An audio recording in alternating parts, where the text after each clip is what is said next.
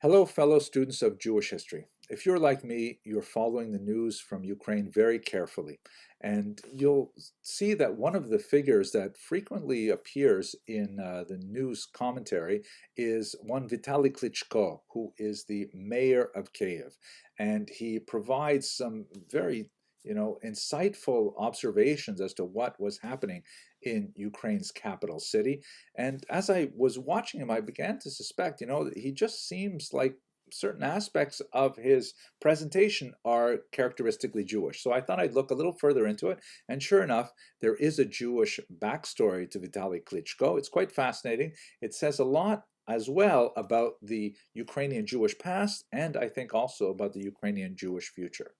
So I read that Leslie Weiss, who is the deputy director of the National Coalition Supporting Eurasian Jewry, recently gave an interview in which he said, "But as you know, Ukraine is led by a Jewish president." Of course, she's referring to Volodymyr Zelensky. She continues, "The defense minister is Jewish, as is the president's chief of staff. Many members of the cabinet are Jewish. The mayor of Kiev, Klitschko, tells us about his Jewish grandmother every time we see him." And that is, in fact, the story.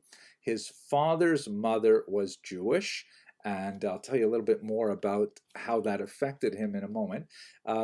So that would make his father certainly Jewish by traditional standards. It would not make Klitschko himself Jewish by traditional standards, which regards matrilineal descent as what determines Jewish status. Of course, there are different opinions in 21st century America, but that's a matter of some controversy. At any rate, Klitschko does not personally identify as Jewish.